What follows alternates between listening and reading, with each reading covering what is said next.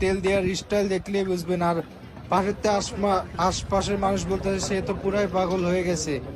কেমনে কি তার মাথায় যদি একটু তেল পড়তো। এখন আপনারা দেখবেন তার তেল দেওয়ার নিয়ম। বালতির ভিতরে একটু অপেক্ষা করেন, এই যে কাকা তেল দেওয়া শুরু করেছে। ও তার মাথায় একটু যদি পড়তো খুব খুশি হইতাম আমরা। আশপাশ থেকে সবাই বলতেছে ও 1 ফুট তেল তার মাথায় পড়লো না কেন।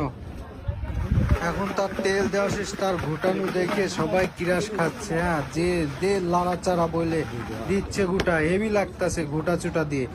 এখন সে তার হাতটা মুছতেছে কি স্টাইলে, মনে হচ্ছে কি মানে অন্য কিছু ঘোরা সেই দিচ্ছে। এখন সে মুড়ি মশলা বের করবে। ও পকেট থেকে এখন টাকা বের করছে, দেখি কাকে টাকা দেয়। এখন সে কিছু প্লেট নিয়ে এখন মুড়ি বানাবে। ও তার প্লেট নেওয়ার স্টাইলটাই দেখেন, মানে হিরো আলমের ভাইরা ভাই, সমস্যা নাই, সেই হিরো আলমের মতনই দেখতে, মানে